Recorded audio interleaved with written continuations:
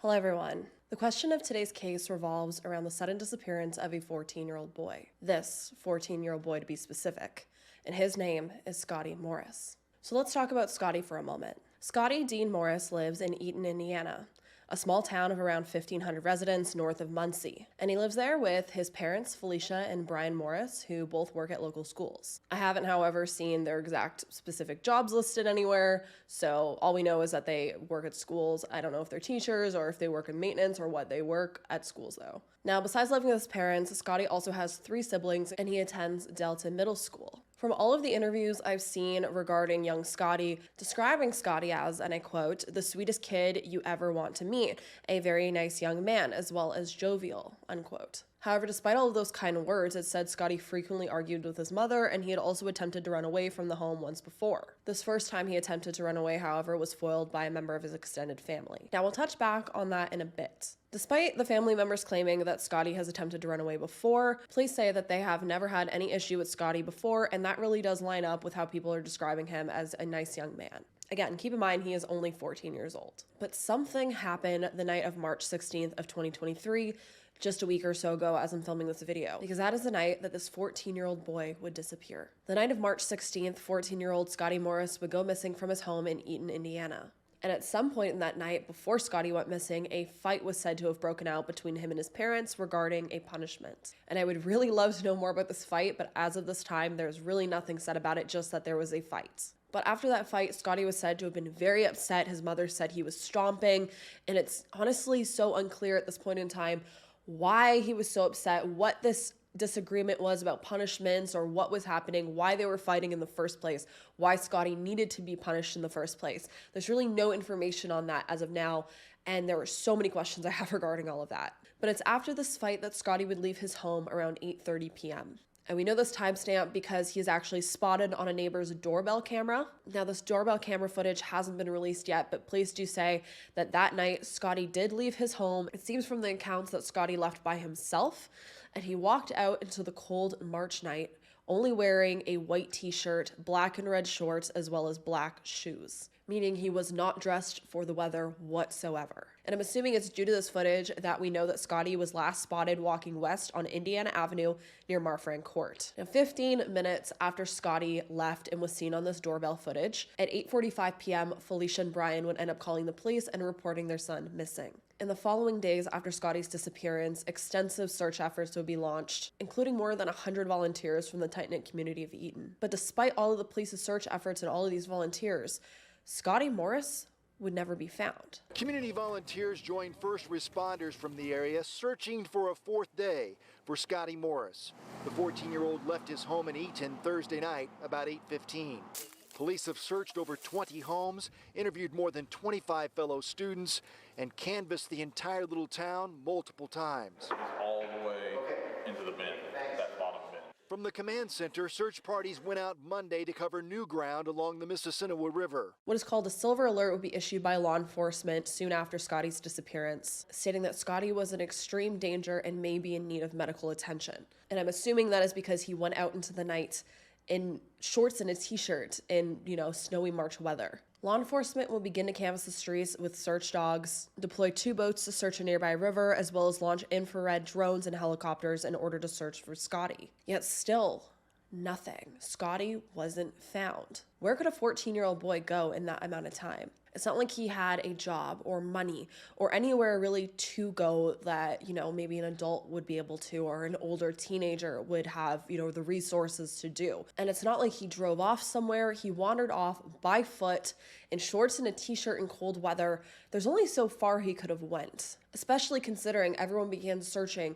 so soon after he disappeared. There's no way, in my opinion, that Scotty would be out in the elements all this time alive. I did see, however, mention in a couple articles that police were hoping that since it's spring break, that Scotty was maybe hiding in someone's vacant home who was off on vacation somewhere, and he was just hiding out in this home, kind of frogging in a way. But I'm trying to figure out what kind of luck would be involved that he would just storm out of the house, not even prepared to leave.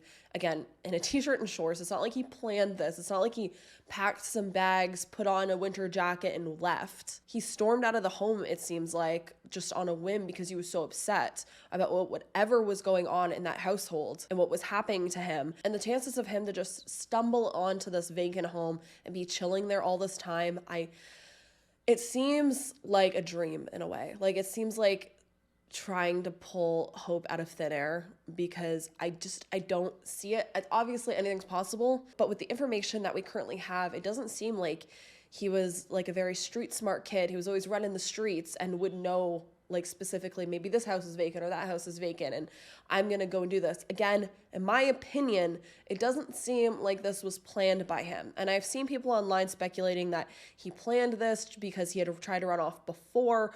And I don't think either of these attempted runaways or runaways were him actually planning it out. It seems like whatever was going on to him in that household was just too much and he wanted out. And we'll get more into what may have been happening in that household in a moment. But first I want to talk about what law enforcement's been saying. Police Chief Jay Turner of the Eaton Police Department was quoted saying, and I quote, "Our main point right now is finding Scotty. We've done everything investigatory we could do.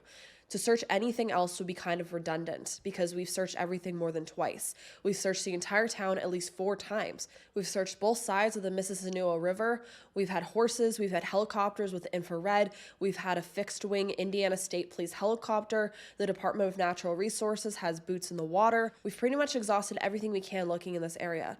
Now we're hoping for someone to call and give us a tip, and we'll move on that." And residents multiple times, if they have any doorbell or security cameras, to check them, send that information in the police because maybe there's a sign of Scotty on one of those. We've seen in a lot of recent cases, doorbell cameras or just security cameras outside of people's houses being really good kind of proof of life or proof of evidence of what was happening or where the victim or individual may have gone to. I think a really good case to look at doorbell cameras is the Eaton case. It seemed like almost every single house had a doorbell camera, and police were able to track Eaton walking from the forest and walking into the forest, and it was just really good evidence having those doorbell cameras, and it really painted a picture of that night. Now, again, if anyone has information out there like that, it could really help police find Scotty, hopefully. As the days have continued to pass and Scotty still hasn't been found, candlelight vigils have been held at a local church. Members of the community coming out to say that they've been in contact with Scotty's mother, Felicia, as well as his grandmother, who have been described as, and I quote, broken, unquote, over his disappearance. Now let's jump back a moment to the night of Scotty's disappearance and the day following. As the hours passed with no answers, police issued a very strange photo of Scotty on their Facebook page. Allegedly the last photo taken of Scotty before he went missing, taken just maybe moments before he went missing. And this photo pissed a lot of people off and brought up a lot of questions. In this photo, Scotty is looking, in my opinion, very upset. He looks like he was crying or is on the brink of crying, and he just looks very unhappy. He's also sporting a newly shaved head and is also featured wearing the white t-shirt he was said to have disappeared in. A t-shirt with a number of questionable things handwritten on it, possibly maybe he was forced to write them on it himself, including phrases such as, "I am a liar, I hurt my little brother." And the rest of what's written on the shirt is kind of hard to read. There's like the way the shirt is folding, you can't really read it properly, but there also is a crying sad face on the top left corner of the shirt. But looking at this photo, it doesn't look good, especially considering this is the last photo taken of Scotty. Why is the last photograph of this missing 14-year-old boy, of him looking in that state wearing a shirt like that? It's very odd. What's even stranger is that Police Chief Jay Turner confirmed that Scotty's parents forced him to wear that shirt as a punishment. But going right back to the original timeline of Scotty having a fight with his parents, why was this a punishment? What was it a punishment for? What was the fight about that night? And why was Scotty being forced to wear a shirt that said, "I am a liar," which feels like a humiliation technique? Why is he so upset? What was happening in this household to this child? Now, according to Police Chief Jay Turner, he said, and I quote, "I will say the shaved head was his idea. They went to great clips and it's what he told them they wanted. But the shirt, it was quite unorthodox, kind of disturbing, and we're looking into that," unquote. Now keep in mind that statement because when everyone online started getting really upset over this photo, Jay Turner turned around and said that, parents make strange decisions sometimes on how to punish their children. They make mistakes. It was just, a decision that maybe wasn't the best decision on parenting techniques. On one hand, you could say everyone's parenting techniques are different. Maybe this is a little too harsh of a punishment, where some people use more soft parenting techniques. But something was happening for Scotty to be so upset that he ran away that night. Something that clearly was being photographed and documented by his parents himself. And I feel like this photo is just the tip of the iceberg. If this is what is being shown and being released, what else has happened in that household? How many other photos like this or situations like this have happened before that even weren't documented? It opens up a can of worms that I don't think anyone is ready to talk about at this moment. But we do have to keep in mind that it's said that Scotty's parents are being fully cooperative with police right now. But when people online started questioning this photograph, police released an apology stating that they'd shared it because it was the only photo given to them by Scotty's family that day, the day that Scotty went missing. Of all photos to give to police, a photo of you humiliating and punishing your son where he looks devastated. A photo of him looking like that the night he disappears. Now, I am grateful that they did give this photo, because if not, we wouldn't know any of this. We wouldn't know about this photo. We wouldn't know that they were punishing him like this. I'm sure the police wouldn't be talking about it, and we wouldn't be talking about it. Something that caused Scotty to run away. And I do want to assume in a non-malicious way, they probably did give this photo to police. The family probably gave this photo to police because it is the last photo of Scotty. It's exactly how he looked the night he went missing, because it was taken just moments before he went missing. And in this photo, he's also wearing the exact outfit it said he was left the house wearing. So it is a great photo of him to use because it's exactly what we should be looking out for. But it also says a lot of bad things about the situation that night. In my opinion, things that we don't have answers to. But this photograph and this parenting style, if it is the parenting style that is, commonly used in this household, is something that reminds me of a lot of children's cases that we've seen before, where children are being humiliated as a punishment, and it always seems to be something deeper and darker going on in these cases. And just cases like that, I'm not saying in this case specific, because again, we don't have much information on what exactly is going on. I'm sure that police have a lot more information than they're saying, but we have seen so many cases where children are being punished in ways like this, and then something bad happens after. And clearly something bad did happen, because Scotty has still not been found. And again, we don't know what was going on in that household, but I really do hope that police do. And that brings me to the question, why would a teenage boy run away from home if everything was fine? And remember, this isn't the first time that Scotty has attempted to run away. This is just the first time that he's done it successfully. Or maybe he didn't even mean to run away. Maybe he just wanted to go for a walk and blow off steam, and then something happened along the way to him. But I've seen police brush it off that it's so common that boys this age will fight with their parents and run away, and just things like this are common. And it just gives me a bad taste in my mouth. It reminds me of all those times where people try to report their children missing, and back in the day, especially like in the 70s, 80s, 90s, all these children would disappear and the police would just brush it under the rug, saying kids run away all the time, people run away. Even with adults, when you try to report an adult missing and the police turn around and say, oh, well, they're probably just doing something. Like in this case, he's just a teenage boy. Teenage boys fight their parents all the time and they run off all the time. But I don't agree with that statement. I don't think it's as common as they're trying to brush it off to be. I do want to note, however, that Jay Turner has stated as of this time that there is no evidence to suggest that Scotty was physically abused. However, in my opinion, I don't think it's very normal for parents to force their child to wear a shirt that says, I am a liar on it. Document that moment, that fight that you're having with your child in that way, and then that child to run away and not be found. Because clearly there is some reason that Scotty ran away. He wouldn't just run away for no reason. Children don't just run away for no reason. A child's home is supposed to be their safe place. It's the place that they want to run to, not run away from. Again, there are a lot of teenagers that have arguments with their parents. I'm sure you watching this right now can remember a time when something like that happened with you. But if you have a happy, healthy relationship with your parents and with your family and with your household, you're not going to run away over some little spat. Again, most people calm down from an argument and they carry on with their day. They apologize, figure out the issues, resolve it in a positive, constructive way. Happy children don't run away. Clearly, home wasn't a safe, happy place for Scotty, or he wouldn't have run away, in my opinion. On Monday, March 20th, Scotty's mother, Felicia, would make her first plea on national television, pleading for her son to come home. Thank you very much. This is Felicia. Morris. She is Scottie Morris's mother. We've been working with Felicia for the last 3 days, and she's been very cooperative with our investigation. We had decided that she wanted to talk to Scotty personally, so that's why we're here. Do I hold that? No, you're okay. Go ahead. Scott, I love you. And I want you to come home. And I know that you're mad and confused, and I'm afraid that you're scared of all of this. Everyone is out looking for you, and we're not trying to scare you. You're not in trouble, okay? If you're in a house and they come to you and you don't want to go out because it's the cops, reach out. Me and Dad will come get you, okay? I love you and I just want you to come home. I need to know that you're safe. Please just call 911. Tell anyone. I need you home. I just need you home, okay? And I love you so much, okay?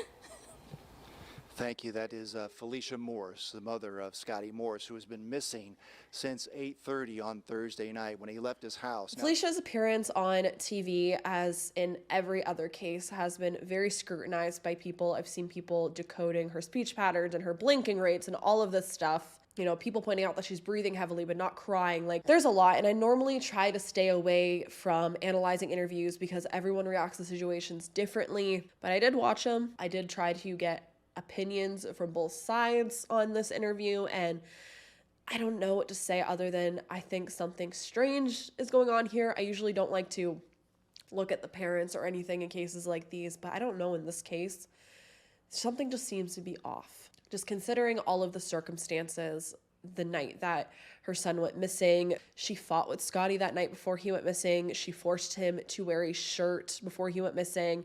And then, you know, that's never really addressed on camera. It's just Scotty come home. In my opinion, if Scotty ran away because of what was happening by that home, why would he want to come back? Why would he want to come home? It's all just very odd in my opinion. But again, I'm not going to make any accusations. All we know is that we have this very disturbing photo of Scotty, a photo that in my opinion says a lot, but it doesn't say what happened to him or why. I also wanted to note that I haven't really seen anything about Scotty's father speaking out online. I did see that his aunt created a Facebook group, so I'll have that link down below if you guys want to check that out. But I do find it odd that if the father was involved that night, why he also hasn't spoken out. It's just, there's just so many odd things about this case. But where does that all leave us? Honestly, I don't know. But I do think there's more to Scotty going missing than is being spoken about, and that Scotty's case needs more coverage than it's getting. Police have also stated that Scotty's parents have both been looked into and nothing criminal has been found as of yet. Yet again, there's photo evidence of Scotty that's very disturbing, and I also feel like there are so many questions left unanswered. At this point, I'm still wondering what that fight was the night that Scotty went missing. Why were they fighting? Why was Scotty being punished? What did he allegedly do to deserve to be punished in that way? And where could Scotty have gone? Again, I really do wonder if maybe he did just leave to blow off some steam and then something happened to him on his little walk to blow off some steam. Because in my opinion, especially wearing the outfit he was wearing, there's no way he would be out in the elements that long. It was near freezing. It snowed the next day. There's no way he would just be wandering for hours and hours and hours and not be found wearing a t-shirt and shorts. It leaves a lot of questions as of, did he succumb to the elements?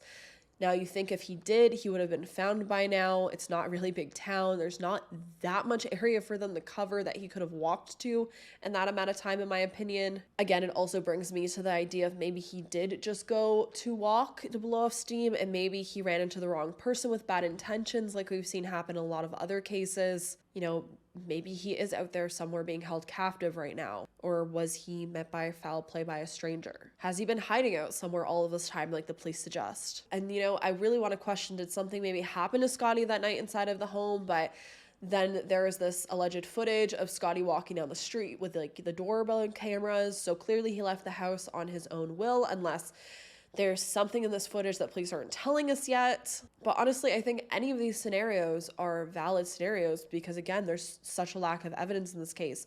All we know is that Scotty left the house, he walked down a street and vanished. But please do remember, especially if you're going to be commenting in the comment section down below, if we're having a conversation down there, because I love to have conversations with you all about these cases, but please keep in mind that everything is speculation at this point. At the end of the day, we all want Scotty found alive and well, and that's the bottom line. That's what we want. We want Scotty to be found, and we want him to get help with whatever situation he was dealing with at home, whether that just be, you know, bad parenting techniques or if something more sinister was going on. But if Scotty is out there right now, I do want you all to take a look at him, especially if you live in the area, because Scotty is 5'4" tall. He's around 150 pounds and has a shaved head of brown hair as well as blue eyes. Anyone with information is urged to call the Eaton Police Department. I'll have the number linked down below for you if you do have any credible tips. But I think the best thing we can all do right now, especially if you don't live near the town so you can actively be looking out for Scotty, is to share Scotty's story so hopefully it can spread the word farther, especially if he has somehow gotten farther outside of his town, and that hopefully Scotty can be brought home safely. Scotty needs to be found as soon as possible, and if you want to share my video or, you know, any other content out there that you feel is credible and feel that can help in this case and help find Scotty, I definitely recommend you go do that, because I do think spreading the word on this case and spreading the word on Scotty's story will hopefully help bring him home. Once again, if you have any information, I'll have the Eaton Police Department linked down below. Again, please contact them if you have any credible information. Please do not contact them if you're just telling them something you see on the internet or something that's not actually credible, because that will just slow down the case and will slow down finding Scotty. With that, I will keep you all updated if there are any major updates in Scotty's case, if he is found, if any other, you know, big information comes out, because this is a case I'm actually following. My mom actually sent me this case because she's seen it, and I'm so glad she did, because I think Scotty deserves to have his name out there, and this is a case that I think needs to have more awareness, because right now there's no one really talking about it. With that, if you're not subscribed, I definitely recommend hitting that subscriber button. It does allow me to continue to create content like this, as well as in the future, hopefully be able to spend more time creating content like this, telling these people's stories, spreading the words on these cases, so hopefully we can bring some more people home. As always, I hope you all stay safe out there, lock your windows and doors, and I will see you all in the next case. Bye.